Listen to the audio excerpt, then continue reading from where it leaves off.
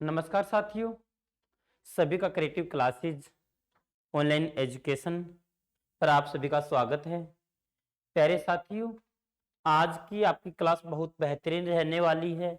ये क्लास जिस भी एग्जाम में हमारी हिंदी आएगी, हर एग्जाम में ये क्लास से आज जो टॉपिक कराया जाएगा वो पूछा जाता है, चाहे वो DSSS भी हो, चाहे वो CUET हो, चाहे प्यारे बच्चों हरियाणा पुलिस हो, या फिर कोई भी हमारे राज्य का या फिर अन्य राज्यों से संबंधित कोई भी एग्जाम होता है, वहां पर यदि हिंदी पूछी जाएगी तो ये टॉपिक आपके एग्जाम में आएगा। तो आज का प्यारे साथी हमारा टॉपिक का नाम रहेगा समास। आज हम पढ़ने वाले हैं समास के बारे में। तो प्यारे साथियों, आज का हमारा टॉपिक का नाम क्या रहने वाला है? समास रहने वाला है। तो आज का हम टॉपिक शुरू करेंगे समास। बहुत बेहतरीन टॉपिक है।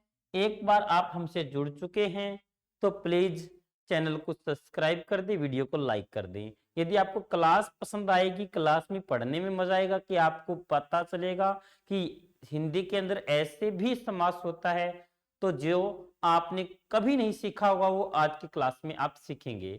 तो सबसे पहले हम समास के बारे में जानते हैं कि समास जो है वो किस शब्द से बना है। तो यहां पर समास सम हमारा उपसर्ग है, अस धातु है और घय प्रत्यय है। तो हमारे प्यारे बच्चों, सम उपसर्ग है, अस क्या रहेगी? धातु रहेगी, और हमसे पूछा जाएगा घय क्या रहेगी? ये जी हमारी प्रत्यय रहेगी। समास किन किन शब्दों से बना है? सम उपसर्ग अस धातु घय शब्द से। अब हमसे पूछा जाएगा कि समास का अर्थ क्या रहने वाला है, समास का मतलब क्या है। समास का अर्थ की बात की जाएगी तो हम कहेंगे समास का अर्थ है संक्षेप में। समास का अर्थ रहने वाला है संक्षेप में। संक्षेप में मतलब छोटा रूप। कोई बड़ी लंबी चौड़ी बात है, उसको कम से कम थोड़े से थोड़े शब्दों में कहना संक्षेप कहलाता है। जैसे मैंने कोई लंबी चौड़ी बात थी, जैसे मेरे पास एक मेरे मन में विचार आया कि मैंने लिखना है चंद्रमा है, चंद्रमा है शिखर पर जिसके, शिखर पर जिसके। मेरे को ये चीजों को, मेरे को इतने शब्दों को कम से कम छोटा रूप में लिखना, संक्षेप में लिखना है। तो मैं यहां पर लिख देता हूं चंद्रशेखर। क्या लिखूंगा? मैं यहां लिखूंगा जी चंद्रशेखर। मैंने यहां लिख दिया चंद्रशेखर। अब इसी तरह से जो हमारा छोटा रूप है, जो मैंने यहां पर छोटा रूप बनाया है, जो मैंने यहां पर छोटा रूप बनाया है, इस छोटे रूप को हम कहेंगे संक्षेप। जो संक्षेप रूप है, छोटा रूप है, उसी को कहा जाता है समास। क्या कहेंगे? समास कहेंगे। और ये जो रूप है, ये बड़ा रूप है, इसको हम कहेंगे विस्तृत। तो हमसे एग्जामिनर ये पूछ सकता है, बड़ा रूप का नाम क्या रख दिया? विस्तृत। छोटे रूप का नाम रख दिया संक्षेप। संक्षेप का विलोम क्या है? तो हम कहेंगे विस्तृत। जो संक्षेप रूप है उसको कहा गया है समस्त पद। क्या कहेंगे भाई?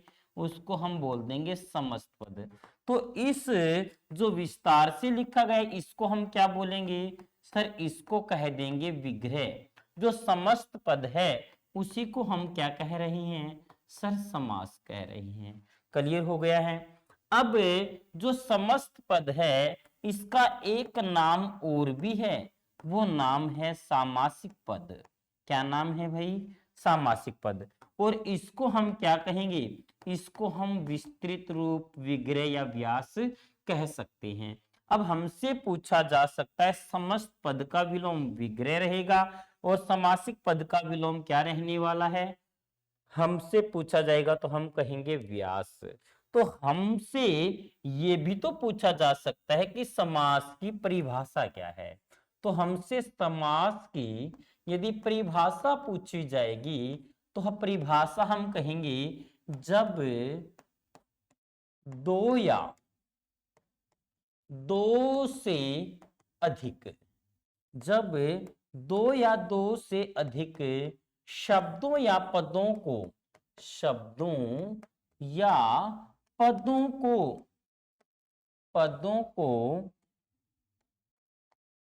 मिलाने से, मिलाने से बना, मिलाने से बना नया पद, नया पद क्या कहलाया सर, समास कहलाता है। क्या कहलाता है, समास कहलाता है। अब समास के अंदर क्या होगा सर, या तो होंगे दो पद या होंगे दो से अधिक पद, उनको मिलाने से क्या होगा, एक नया पद बनेगा जो हमारा कहलाएगा समास। तो हमने अब तक क्या क्या सीख लिया, समास सम उपसर्ग अस धातु घय प्रत्यय से बना है। समास की परिभाषा रहेगी जब दो या दो से अधिक शब्दों या पदों को मिलाकर बना नया पद, मिलाने से नया पद बनता है, वह हमारा कहलाता है समास। समास को हम क्या क्या कह सकते हैं, संक्षेप, समस्त पद, सामासिक पद। और समास का अर्थ क्या है, संक्षेप, छोटा रूप। हम जब भाषा में शब्द को छोटा रूप देने के लिए किसकी सहायता लेते हैं, हम सहायता लेते हैं जिस समास की। अब हमसे पूछा जाएगा कि समास में कितने पद होते हैं। अब ये भी क्वेश्चन पूछा जा सकता है, तो इसके बारे में हम जानेंगे, समास में कितने पद होंगे। समास में, समास में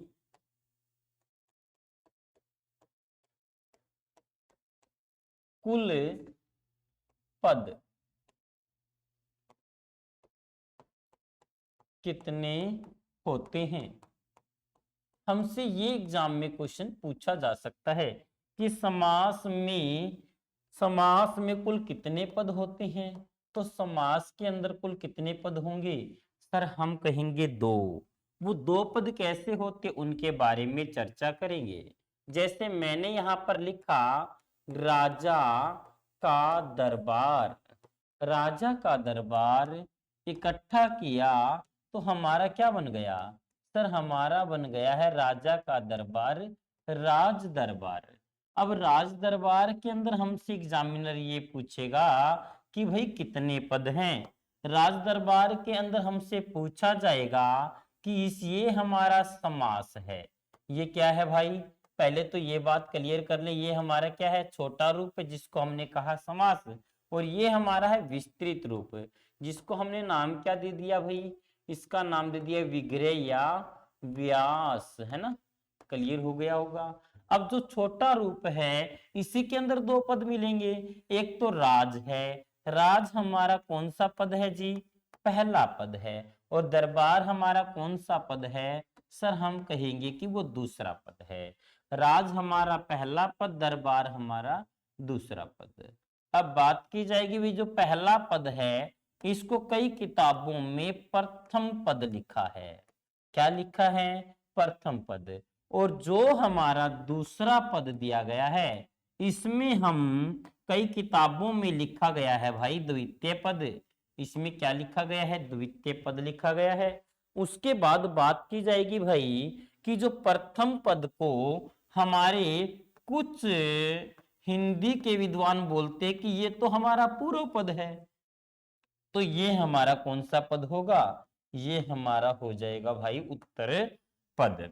समास के अंदर दो पद रहेंगे, एक पहला और एक दूसरा। ये हमारा पहले का मतलब ही पूर्व है और पूर्व का मतलब ही प्रथम है, दूसरे का मतलब ही द्वितीय, द्वितीय का मतलब ही उत्तर है। लेकिन एग्जामिनर ने एक बार हमसे एग्जाम में ये पूछ लिया कि किस समास में, कौन से समास में हमारा अंतिम पद प्रधान होता है। अंतिम पद, अब अंतिम पद तो हमारे दो ही हैं, तो इसका नाम रख दिया क्या, एग्जामिनर ने नाम रख दिया भी अंतिम पद। ये हमारा अंतिम पद है, तो ये हमारा कौन सा पद होगा भाई, ये हमारा हो जाएगा आरंभिक पद। क्या हो जाएगा, इस पद का नाम हो जाएगा आरंभिक पद।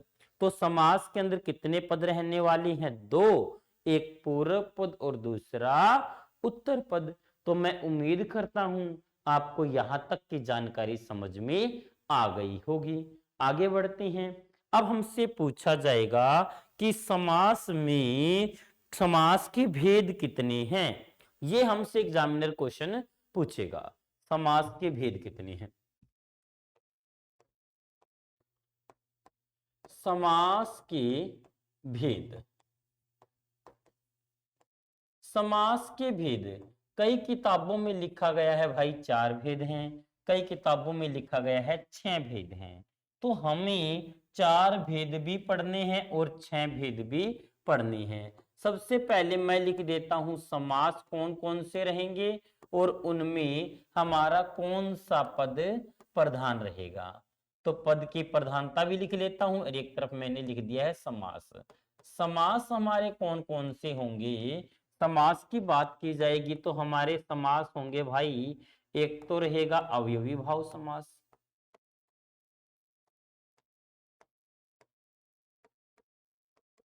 उसके अलावा हमसे पूछा जाएगा तो हम कहेंगे तत्पुरुष समास, है ना, तत्पुरुष समास।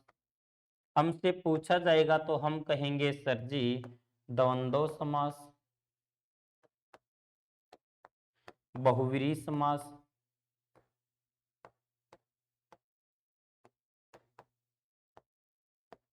कर्मधारय समास,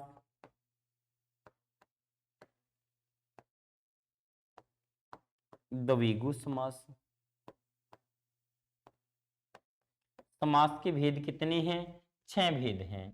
अब हमसे पूछा जाता है कि किस समास में कौन सा पद प्रधान है, कौन से समास में कौन सा पद प्रधान रहेगा। अब उसके बारे में करते हैं विचार।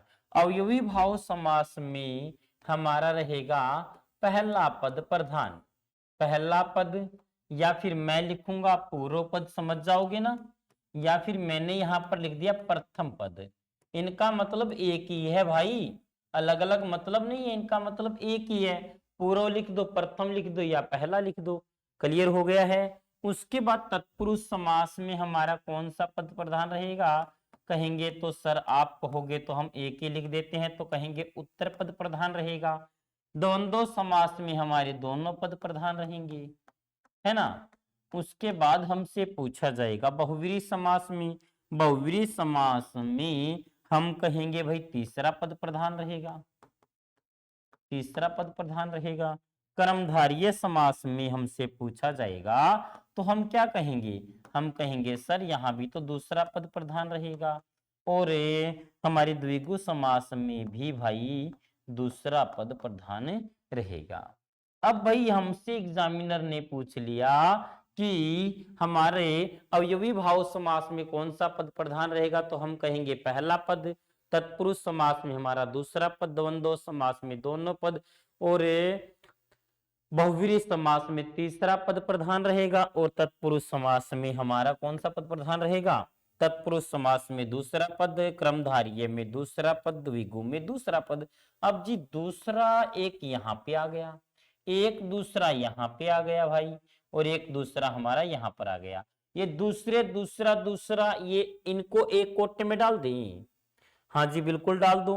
अब मैंने यहां से इरेज कर दिया, मैंने इन दूसरे दूसरे को एक कोटे में डाल दिया है। मैंने यहां पर लिख दिया भाई कर्मधारय समास, और लिख दिया द्विगु समास। क्या लिख दिया, कर्मधारय समास और द्विगु समास। हमसे एग्जामिनर ये पूछेगा कि समास के भेद कितने हैं, समास के भेद कितने हैं?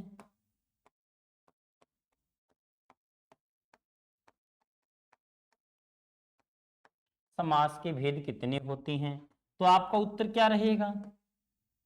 जल्दी बताओ भाई, आपका उत्तर क्या रहने वाला है? सर जी समास के भेद तो 6 बताए थे आपने, बताए थे 6। समास के भेद आप बताओ भाई कितने रहने वाले हैं? जल्दी से बताओ। सर समास के भेद अब यहां तो हमें 4 दिखाई दे रहे हैं, तो हम कहेंगे सर समास के तो 4 भेद हैं। बिल्कुल बात सही है, मान गए भी 4 भेद है। अब मैंने यहां पर कर दिए ऑप्शन चेंज। अब बताओ हमारे समास के भेद कितने रहने वाले हैं? मैंने यहां पर लिख दिया 5, 6। अब बताओ भाई समास के भेद कितने हैं? तो सर यहां पर तो समास के भेद रहेंगे हमारे 6। आया समझ में? कभी तो 4 होते हैं, कभी 6 होते हैं। सॉरी। अब हमसे पूछा जाएगा कि पद की प्रधानता के आधार पर बताओ। पद की प्रधानता के आधार पर बताओ। तो आपके ऑप्शन मैंने ये लिख दिए 4, 4, 6, 7, 8। तब आपका उत्तर क्या होगा? सर हमारा उत्तर हो जाएगा 4। तो भाई पद की प्रधानता के आधार पर पूछेगा तो हमने बतानी है 4।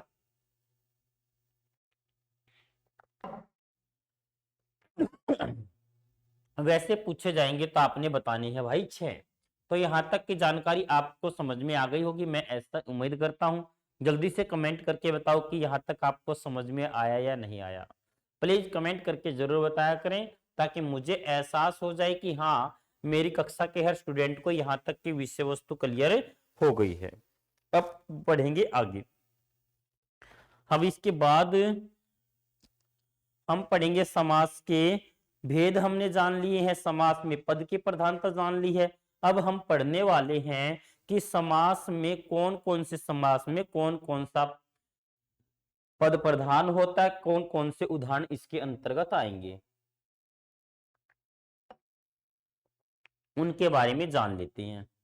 हाँ जी, उनके बारे में जानते हैं। अब हमसे पूछा जाएगा पहला समास।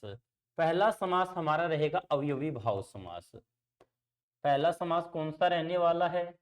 आप कहेंगे सर अवयवी भाव समास। बिल्कुल सही बताया भाई, अवयवी भाव समास है पहला समास। अवयवी भाव समास में क्या होगा?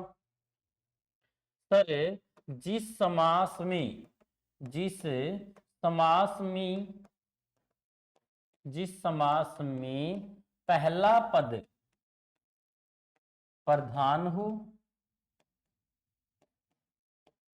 तथा समस्त पद समस्त समस्त पद अव्यय बन जाए। समस्त पद क्या बन जाएगा? अव्यय बन जाएगा। वो हमारा कौन सा समास रहेगा? सर वो समास रहेगा अवयवी भाव समास। वो कौन सा समास रहेगा? सर अवयवी भाव समास रहने वाला है। सर हमें पहला पद तो समझ में आ गया था, लेकिन ये अव्यय किस बला का नाम, एक बार अव्यय के बारे में बता दो। अव्यय क्या है भाई? अब आपको अव्यय के बारे में बता देता हूं। अव्यय क्या है? वे शब्द जिन पर लिंग वचन काल काल कारक का प्रभाव न पड़े, कारक का प्रभाव ना पड़े, का प्रभाव न पड़े, वो क्या कहलाएंगे? सर वो हमारे कहलाएंगे अव्यय। वो क्या कहलाएंगे भाई? वो हमारे कहलाते हैं अव्यय, जिन शब्दों पर लिंग वचन काल कारक का असर नहीं पड़ेगा। सर इक्का दुक्का उदाहरण भी बता दो, ताकि हमारे विषय वस्तु अच्छे से समझ में आ जाए। मैंने यहां पर लिखा बिना बिना डर के। बिना डर के, बिना डर के क्या होता है? तो आप कहेंगे सर निडर होता है बिना डर के। निडर के अंदर प्यारे साथियों दो पद हैं, एक तो हमारा नी और दूसरा डर। नी हमारा कौन सा पद है भाई? प्रथम पद, जिसको आपने क्या कहा जी? पूर्व पद कहा है, जिसको आपने कह दिया था जी पहला पद। और डर कौन सा पद है भाई? डर हमारा दूसरा पद है, द्वितीय पद है। अब यहाँ पर पहला पद हमारा प्रधान कैसे हुआ, अब इसके बारे में बताता हूं आपको। ठीक है, मैंने यहां पर लिखा राम डरा हुआ था, राम डरा हुआ था। दूसरा वाक्य लिखा सीता डरी हुई है। तीसरा वाक्य लिखा भाई वह वह डरा हुआ होगा। हाँ जी, तीन वाक्य लिख दिए, एक वाक्य और लिखो, वे डरे हुए थे। चार वाक्य लिख दिए, चार वाक्य मैंने और लिखने हैं भाई। चार वाक्य में पहला वाक्य लिखा राम निडर था, सीता सीता निडर है। तीसरा वाक्य वह निडर होगा। चौथा वाक्य आपने बताया था वे निडर थे। चार वाक्य मैंने यहां लिखे हैं। अब राम शब्द पर, राम शब्द पर जब मैंने यहां पर राम शब्द पर जब मैंने का लिंग का प्रभाव डाला तो राम का स्त्रीलिंग क्या होता है? सीता, बदल गया है। और सीता का पुल्लिंग पूछता है तो राम, ये दोनों शब्द बदल रहे हैं। इसी तरह से भाई सीता डरी हुई है, तो यहां पर डरा किसमें बदल गया है? डरी में, और डरी किसमें बदल जाएगा? डरा में। हुआ हुई में बदल गया है। और जो हमारा काल का प्रभाव पड़ने से यहां पर हमारा भूतकाल है, यहां वर्तमान काल हो गया है। तो हमारा काल का प्रभाव पड़ने से था है में बदल गया है। इसी तरह से वह वे में बदल रहा है, और वे वह में, डरा डरे में, और डर डरा डरे में, और डरा डरे डरा में बदल गया है। हुआ हुए में बदल गया है, होगा थे में बदल गया है। ये सारे शब्द बदल रहे हैं। ये सारे के सारे शब्द क्या हो रही हैं सर? ये सारे शब्द बदल रहे हैं। राम सीता में बदल रहा है, सीता राम में, वह एक वचन बहुवचन में बदल गया, वह वे में, और वे वह में, और था भी था है में, है होगा में, होगा थी में। ये सारे शब्द बदल रहे हैं। लेकिन सर जी अब मेरे को एक बात समझ में आ गई है कि ये निडर शब्द नहीं बदल रहा है। निडर शब्द जो का तो रह रहा है, निडर शब्द नहीं बदल रहा है। अब प्यारे बच्चों ये बताओ कि निडर शब्द में जब तक नी नहीं जोड़ा था, नी को नहीं जोड़ा था, तो कभी डरा बन रहा था, कभी डरी, कभी डरे, बदल रहे थे।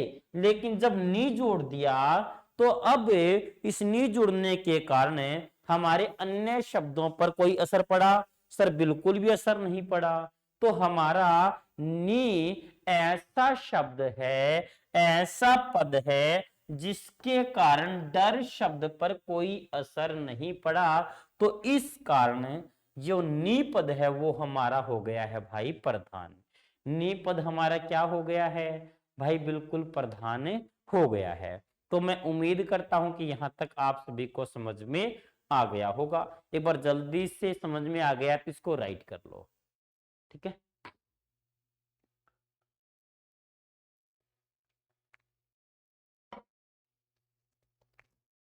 यहां तक क्लियर हो गया है तो जल्दी से राइट कर लो।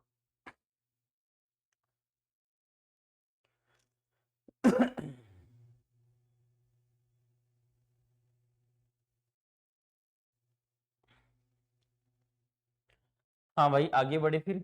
बिल्कुल सर आगे बढ़ो। अब हमसे ये पूछा जाएगा कि अवयवी भाव समास के उदाहरण कैसे होंगे और किस तरह से इसकी पहचान करेंगे। हाँ भाई पहला पद प्रधान तो पता चल गया होगा। अब आपको अवयवी भाव समास के उदाहरण भी बता देता हूं और पहचान बता दूंगा। अवयवी भाव समास के उदाहरण और पहचान।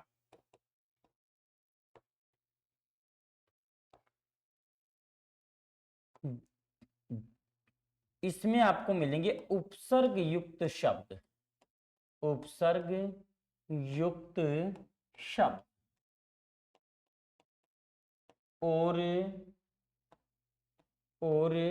विग्रह करते समय, और विग्रह करते समय, विग्रह करते समय हम किसका प्रयोग करेंगे? विग्रह, दोनों पद, दोनों पद एक जैसे दिखाई देंगे, दोनों पद एक जैसे दिखाई दें,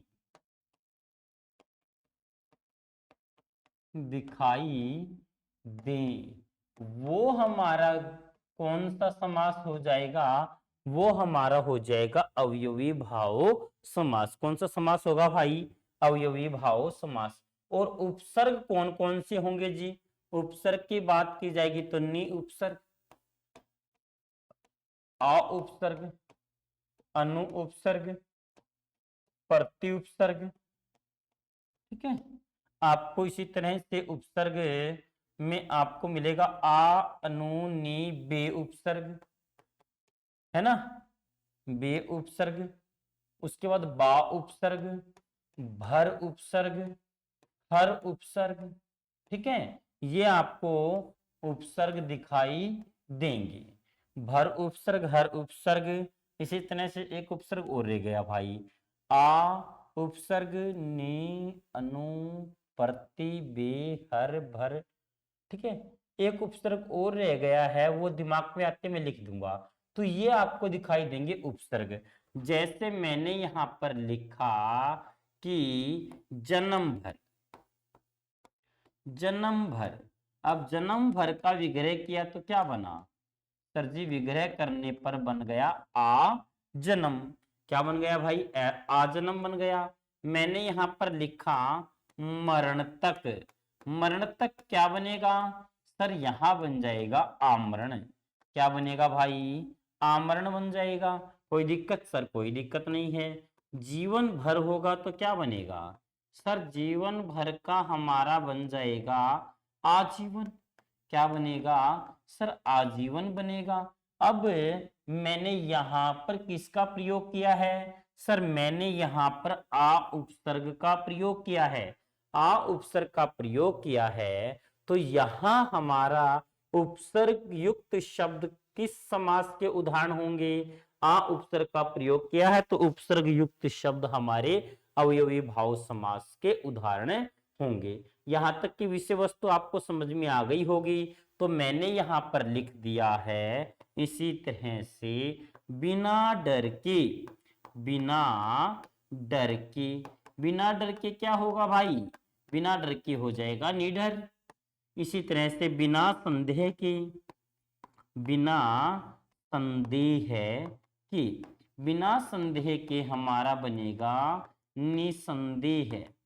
तो यहां पर दोनों में हमारा नी क्या है? सर नी तो हमारा उपसर्ग है, और उपसर्ग युक्त शब्द किस समास के उदाहरण होंगे? तो हम कहेंगे जी वो हमारे किस समास के उदाहरण हो जाएंगे? अवयवी भाव समास के उदाहरण हो जाएंगे। यहां तक की विषय वस्तु क्लियर हो गई है। अब हमसे पूछा जाएगा कि जल्दी से बताएं रूप के योग्य, रूप के योग्य क्या बनेगा भाई? रूप के योग्य सर हमारा बनेगा अनुरूप। क्या बनेगा? अनुरूप। इसी तरह से कर्म, कर्म, कर्म, कर्म का क्या बनेगा? सर अनुक्रम बन जाएगा। कर्म, कर्म का क्या बनेगा? अनुक्रम। तो अनु क्या है? अनु तो सर हमारा उपसर्ग है, और उपसर्ग युक्त शब्द हमारे किस समास के उदाहरण होंगे? सर उपसर्ग युक्त शब्द हमारे उदाहरण होंगे अवयवी भाव समास के। तो यहां तक सबको समझ में आ गया होगा, मैं उम्मीद करता हूं ऐसी। यहां तक क्लियर हो गया है क्या? जल्दी से बताओ भाई, जल्दी से कमेंट करके बताओ यहां तक की विषय वस्तु क्लियर हुई या नहीं हुई है। यदि किसी को कुछ समझ में नहीं आया तो पूछ सकते हैं, नहीं तो हम बढ़ेंगे आगे। हाँ भाई। यहाँ तक की विषय वस्तु सबको समझ में आ गई है? बिल्कुल आ गई है सर। तो मैंने यहाँ पर एक उपसर्ग के बारे में बताया था भाई, एक उपसर्ग रह गया है। वो उपसर्ग कौन सा रह गया था? यथा रह गया था। अब दिमाग में आ गया तो मैंने यथा भी लिख दिया है। यथा के उदाहरण बता देता हूं। मैंने यहाँ पर लिख दिया शक्ति के अनुसार। शक्ति के अनुसार क्या बनेगा सर? शक्ति के अनुसार बनेगा यथाशक्ति। शक्ति के अनुसार क्या बनेगा भाई? यथाशक्ति बन जाएगा। और हमसे पूछा जाएगा विधि के अनुसार। विधि के अनुसार हमारा बनेगा भाई यथा विधि। विधि के अनुसार क्या बनेगा? यथा विधि बनेगा। इसी तरह से जैसा संभव हो, यहां लिख दिया जैसा संभव हो। जैसा संभव हो क्या बनेगा भाई? यथा संभव बन जाएगा। तो भाई यहां पर मैंने क्या किया है? उपसर्ग का प्रयोग कर दिया। और उपसर्ग युक्त शब्द हमारे किस समास के उदाहरण होंगे? अवयवी भाव समास के उदाहरण हो जाएंगे। बाकी आगे उदाहरण हम लिखेंगे तो और भी अच्छे से डाउट क्लियर हो जाएगा। मैंने यहां पर लिख दिया इसी तरह से कि पूरा पेट भर के। पूरा पेट भर के क्या बनेगा सर? हमारा बनेगा भरपेट। पूरा पेट भर के भरपेट। पूरी तरह से, पूरी तरह से क्या बनेगा सर? पूरी तरह से हमारा बनेगा भरसक। क्या बनने वाला है? भरसक। इसी तरह से पूरी, ठीक है, मैंने यहां पर लिखा है पूरी तरह से भरसक। और पूरी, पूरी तरह से बनेगा भाई भरपूर। वेरी नाइस, भरपूर बनेगा भाई। पूरी तरह से क्या बनेगा सर? बन जाएगा भरपूर। पूरी शक्ति से, ये भी हमसे पूछा जा सकता। पूरी शक्ति से हम कहेंगे सर भरसक बनेगा। क्या बनेगा? भरसक बन जाएगा। इस तरह से भाई हम उपसर्ग का प्रयोग करके हम क्या कर रहे हैं? उपसर्ग का प्रयोग करके अवयवी भाव समास के उदाहरणों बना रहे हैं। सर कुछ उपसर्ग और भी रह गए, उनके बता दो। बिल्कुल बताऊंगा भाई, उनके क्यों नहीं बताऊंगा, अभी बता रहा हूं। जैसे हमने यहां पर कुछ उपसर्ग का सहारा लिया था। अब मैंने यहां पर लिखा बिना वजह के। बिना वजह के क्या बनेगा सर? बेवजह। बिना वजह के बेवजह।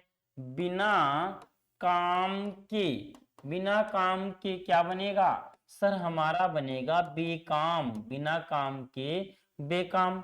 और हमसे पूछा जाएगा बिना घर के। बिना घर के क्या बनेगा सर? बनेगा बेघर।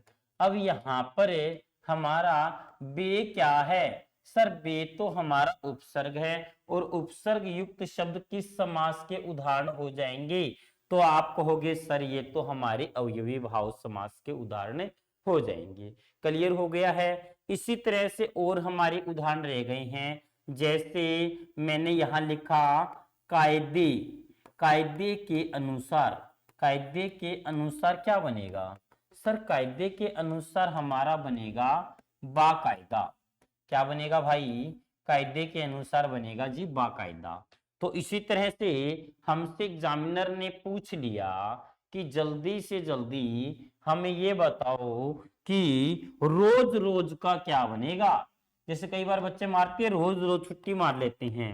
रोज रोज, रोज रोज का हमारा बनेगा जी हर रोज। क्या बनेगा भाई? रोज रोज का हर रोज। और पल पल, पल पल का क्या बनने वाला? हर पल बनेगा भाई।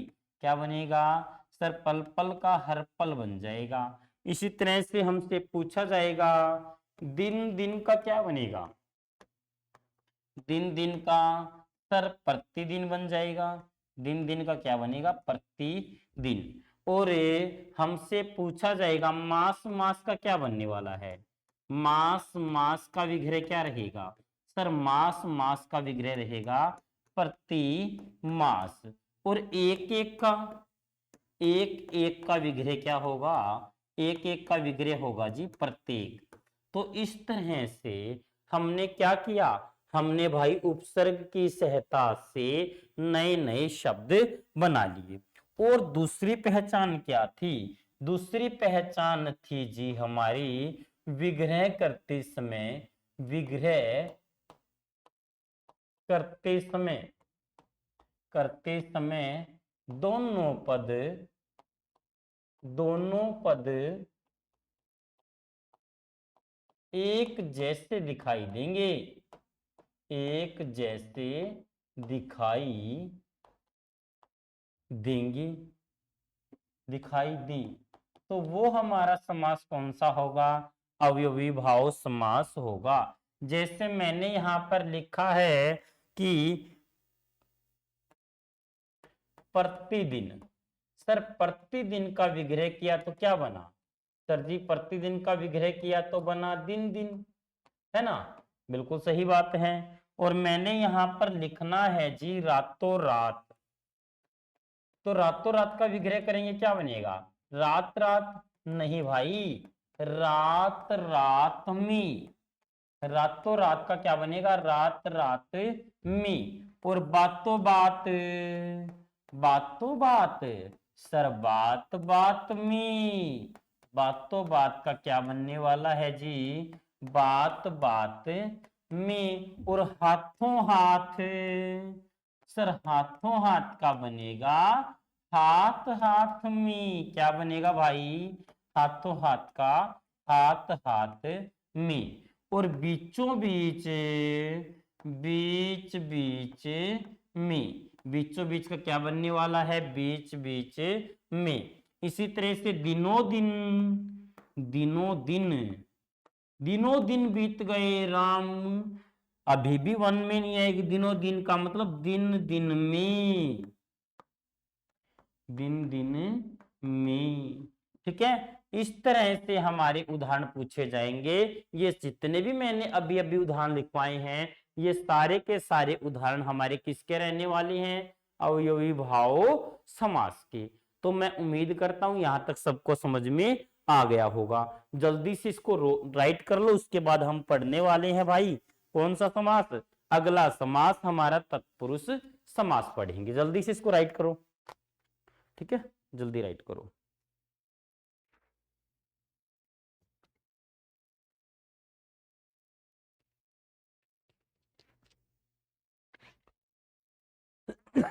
इसके बाद हम पढ़ेंगे तत्पुरुष समास। करें शुरू, हाँ जी बिल्कुल करेंगे शुरू, क्यों नहीं करेंगे भाई शुरू। हाँ, दूसरा समास हमारा रहने वाला है तत्पुरुष समास। कौन सा समास रहेगा भाई, सर तत्पुरुष समास।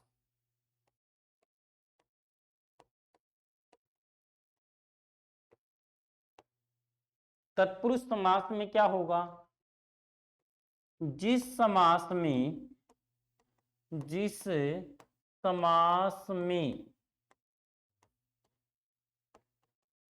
उत्तर पद प्रधान हो,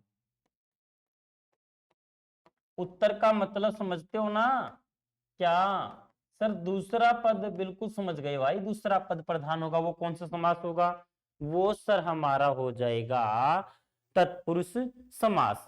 जैसे मैंने यहां पर लिखा हवन के लिए, हवन के लिए सामग्री, हवन के लिए सामग्री इकट्ठा किया तो क्या बना, सर जी हवन के लिए सामग्री हमने इकट्ठा किया तो बना हवन सामग्री। क्या बना भाई, हवन सामग्री। हवन सामग्री में मुझे बताओ कितने पद हैं, तो यहां पर सर जी दो पद हैं। एक तो हमारा हवन है जो पहला पद है, एक हमारा सामग्री है जो भाई दूसरा पद है। अब अक्सर गांव से लोग शहर में जाते हैं और हम उनको बोलते हैं अरे तुम शहर में जा रहे हो, कल हमारे घर में हवन कराएंगे, आप हमारे लिए हवन सामग्री ले आना। तो भाई वो क्या लेके आता, हवन को लेके आते हैं सामग्री को, सर वो तो सामग्री को लेके आता है। तो सामग्री मुझे बताओ कौन सा पद है, सर सामग्री है हमारा दूसरा पद। सामग्री हमारा कौन सा पद है जी? दूसरा पद। तो इसमें किसकी तरफ संकेत किया गया है? सर जी दूसरे पद की तरफ संकेत किया गया है। तो दूसरा पद हमारा हो जाएगा भाई प्रधान। आ गया समझ में? एक सर एक उदाहरण और करा दो। मैंने यहां पर लिखा हाथ के लिए, हाथ के लिए कड़ी। हाथ के लिए कड़ी क्या होता है? सर हथकड़ी होता है, हथकड़ी। अब हथकड़ी के अंदर कितने पद हैं भाई? सर जी दो पद हैं। कौन कौन से? एक तो हथ और एक हमारा है जी कड़ी। हथ हमारा कौन सा पद है? सर पहला पद है। कड़ी कौन सा पद है? दूसरा पद है। अब मुझे ये बताओ, यहां पर हवलदार ने सिपाही से कहा भाई हथकड़ी उतार ला, वो हाथों को उतार के लाएगा या उस जंजीर को? तो सर जी वो कड़ी को लेके आएगा, जंजीर को लेकर आएगा। तो यहां पर किसकी तरफ संकेत किया गया है? सर कड़ी की तरफ संकेत किया गया है, जंजीर की तरफ संकेत किया गया है। तो ये हमारा कौन सा पद है? दूसरा पद हो जाएगा। हाँ भाई दूसरा पद क्लियर हो गया है। ऐसा मैं उम्मीद करता हूं कि आपको दूसरा पद समझ में आ गया होगा। आगे बढ़ते हैं फिर। हाँ जी सर क्यों नहीं, आगे बढ़ो जी। इसके बाद हम पढ़ते हैं आगे। अब हमसे पूछा जाता है कि तत्पुरुष समास के भेद।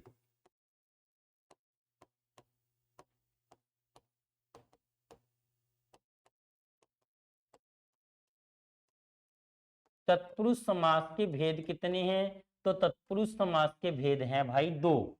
दो भेद हैं। कौन कौन से? एक रहेगा हमारा व्याधिकरण, व्याधिकरण तत्पुरुष समास। एक तो हमारा रहेगा व्याधिकरण तत्पुरुष समास, और दूसरा भेद कौन सा रहेगा? दूसरा भेद का नाम रहेगा समानाधिकरण, समानाधिकरण तत्पुरुष समास, पुरुष समास।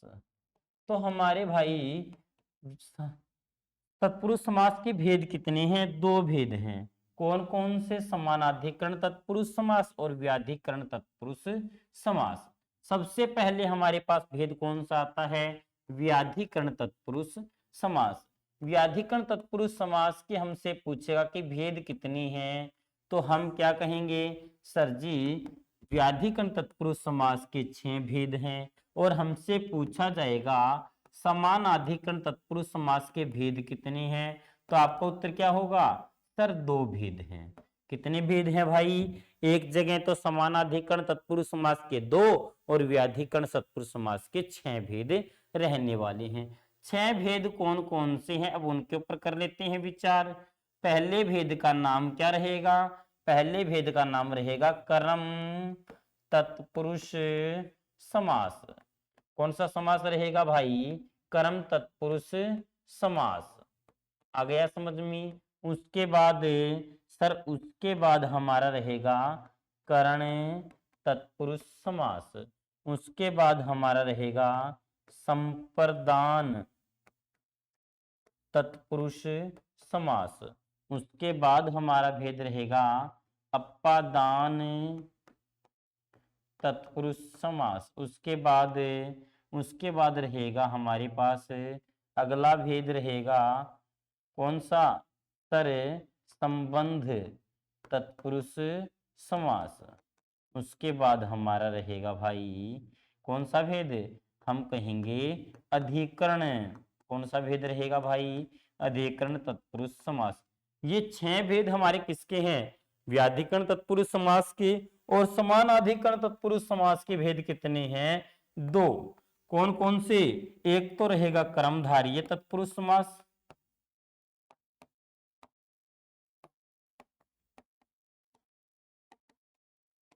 और दूसरा भाई उसके बाद द्विगु तत्पुरुष समास। अब ये दोनों भाई हमारे तत्पुरुष समास के ही भेद हैं। ये दोनों हमारे किसके भेद हैं? तत्पुरुष समास के ही भेद हैं, कर्मधारय और द्विगु। दो भेद क्यों है? क्योंकि यहां पर भाई हमारा कौन सा पद प्रधान होता है? दूसरा पद प्रधान होता है। हमसे एग्जामिनर ने ये भी पूछ लिया है। हमसे एग्जामिनर ने क्या पूछ लिया है? हरियाणा स्टाफ सिलेक्शन कमीशन ने हमसे ये भी पूछ लिया है कि पद की प्रधानता के आधार पर, पद की प्रधानता के आधार पर तत्पुरुष समास का भेद, तत्पुरुष समास का भेद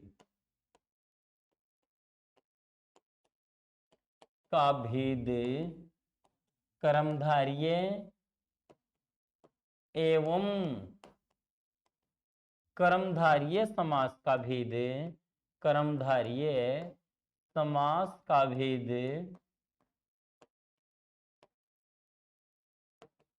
द्विगु होता है।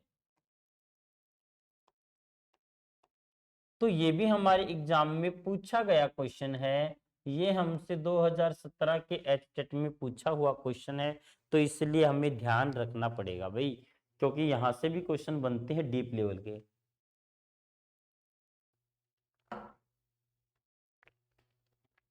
तो मैं उम्मीद करूंगा यहां तक सबको समझ में आ गया होगा।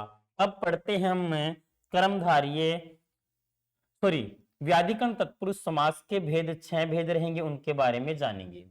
हाँ जी, पहला भेद का नाम क्या है जी? हमारा समास रहेगा कौन सा? व्याधिकरण, व्याधिकरण तत्पुरुष समास।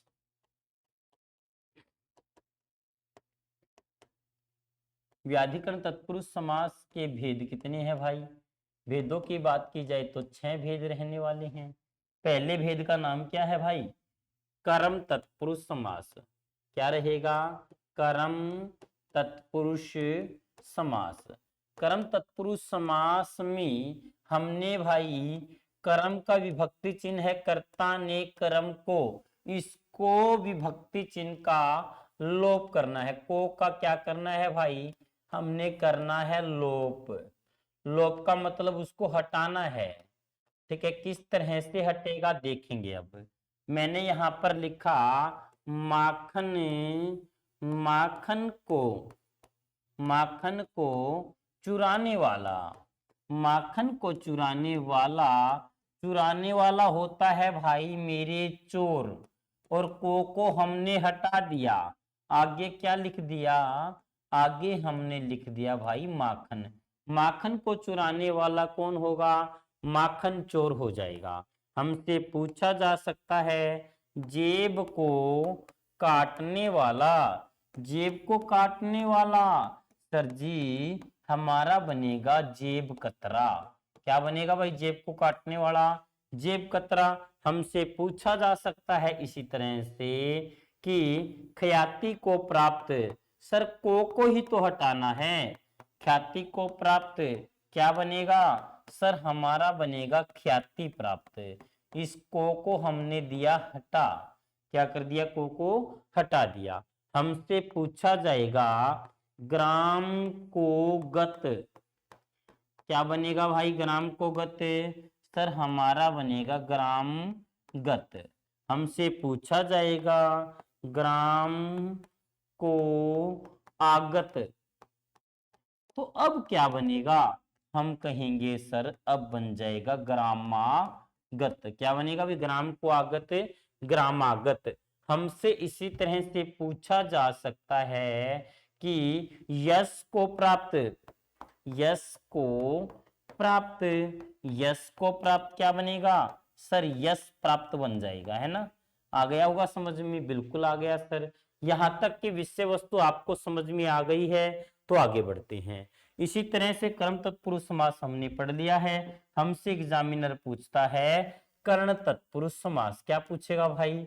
कर्ण तत्पुरुष समास। इसमें हमने किसका लोप करना है? कर्ता ने कर्म को कर्ण से या के द्वारा, से या के द्वारा का हमने क्या करना है? हमने करना है जी लोप, हटाना है। तो वहां हमारा कौन सा समास होगा? वहां हमारा समास हो जाएगा कर्ण तत्पुरुष समास। कौन सा समास होगा? सर कर्ण तत्पुरुष समास हो जाएगा। किस तरह से? मैंने यहां पर लिखा तुलसी, तुलसी के द्वारा, तुलसी के द्वारा रचित, क्या बनेगा?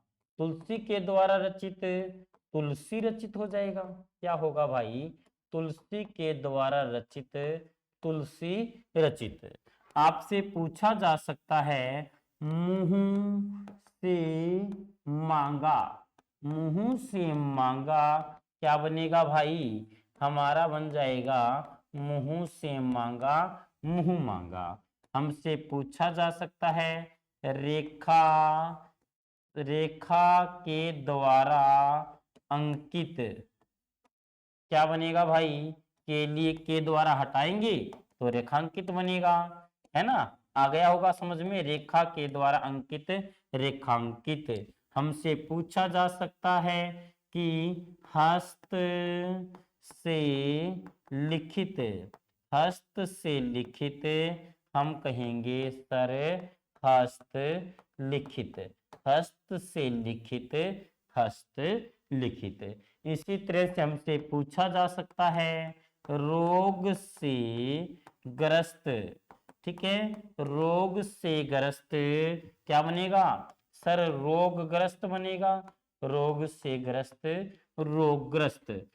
धर्म धर्म से युक्त क्या बनेगा भाई? धर्म युक्त बनेगा। धर्म से युक्त धर्म युक्त।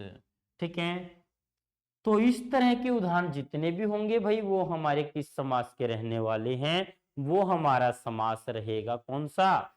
हमारा कर्ण तत्पुरुष समास रहने वाला है। आगे बढ़ते हैं, इसके बाद के कुछ उदाहरण और पढ़ लेते हैं, वो मैं वैसे आपको बता देता हूं। जैसे हमसे पूछा जा सकता है पक्ष को धारण करने वाला। पक्ष को धारण करने वाला क्या कहोगे? सर पक्षधर हो जाएगा। चिड़िया को मारने वाला चिड़ी मार होगा। मुंह को तोड़ने वाला मुंह को तोड़ने वाला क्या हो जाएगा? सर मुंह तोड़ हो जाएगा। विघन को हरने वाला विघ्नहर बन जाएगा। विघन को हरने वाला विघ्नहर बन जाएगा।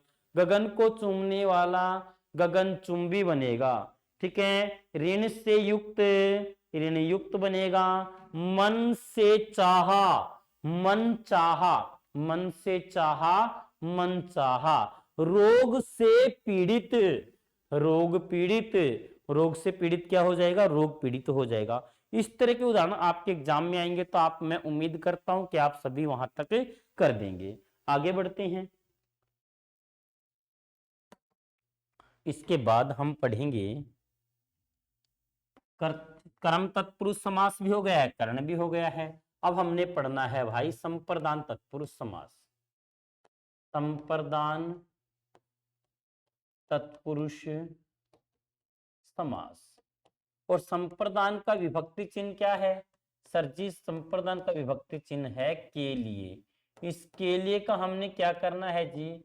लोप करना है। लोप का मतलब इसको हटा देना है। किस तरह से? इसके अंतर्गत आने वाले कौन से उदाहरण रहेंगे? जैसे स्नान स्नान के लिए घर क्या बनेगा भाई?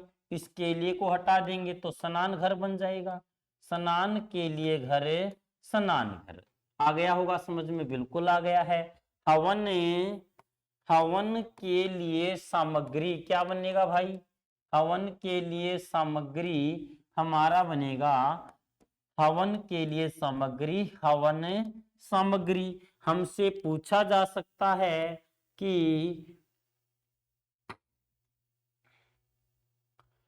रेल के लिए गाड़ी क्या बनेगा भाई? रेलगाड़ी बनेगा। हमसे पूछा जाएगा जेब के लिए खर्च क्या बनेगा? जेब खर्च बन जाएगा। हमसे एग्जामिनर पूछेगा कि मुझे बताएं कि परीक्षा के लिए भवन क्या बनेगा? सर जी परीक्षा के लिए भवन परीक्षा भवन बनेगा। चिकित्सा चिकित्सा के लिए आलय क्या रहेगा? सर चिकित्सालय रहेगा, है ना? चिकित्सा के लिए आलय चिकित्सालय रहेगा। यज्ञ के लिए शाला यज्ञ के लिए शाला यज्ञशाला। पाठ के लिए शाला पाठशाला। राह के लिए खर्च सर हम कहेंगे रहा खर्च, रहा के लिए खर्च, रहा खर्च।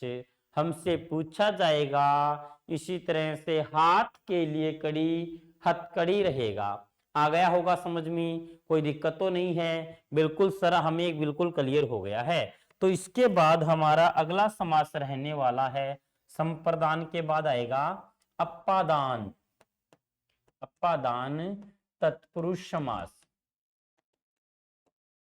अप्पादान तत्पुरुष समास में हमने किसका लोप करना है भाई, से का, और से यहां पर होगा भाई अलगाव की स्थिति का बोध कराएगा, अलग होने के बारे में बताएगा। से का हम क्या करेंगे, लोप कर देंगे। किस तरह से, अब इसके बारे में जान लेते हैं किस तरह से लोप होगा। जैसे मैंने यहां पर लिखा धर्म से विमुख, धर्म से विमुख, इसे का लोप करेंगे तो क्या बनेगा सर, धर्म विमुख बनेगा।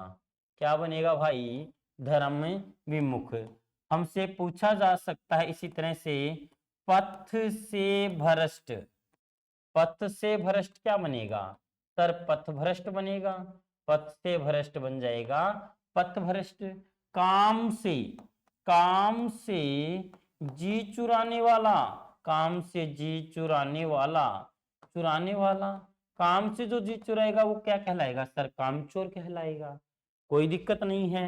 हमसे पूछा जा सकता है, हमसे एग्जामिनर ने पूछ लिया कि जल्दी से मुझे ये बताएं कि जन्म से अंधा, जन्म से अंधा क्या बनेगा सर जी, हमारा जन्मांध बनेगा, जन्म से अंधा जन्मांध बन जाएगा।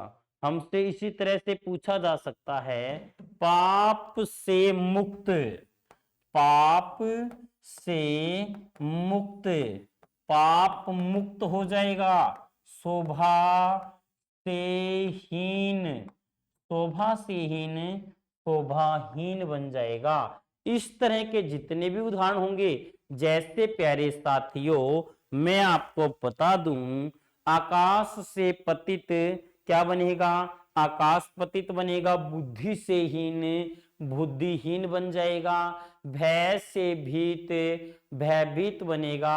इस तरह के जितने भी हमारे उदाहरण आएंगे वो सारे के सारे उदाहरण हमारे किसके रहेंगे, वो रहेंगे भाई हमारे अपादान तत्पुरुष समास के।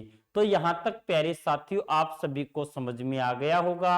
सभी का एक बार फिर से creative online education, creative classes पर आप सभी का हार्दिक स्वागत है। ठीक है, जो भी साथी हमसे जुड़ना चाहता है स्क्रीन पर दिए गए नंबर से संपर्क साधने का प्रयास करें। तो मैं उम्मीद करता हूं कि यहां तक की कक्षा आप सभी को समझ में आ गई होगी, ऐसी मैं उम्मीद करता हूं। फिर मिलेंगे एक नई कक्षा के साथ। आप सभी का क्रिएटिव क्लासेज में पहुंचने पर आप सभी का अभिनंदन है, स्वागत है, धन्यवाद।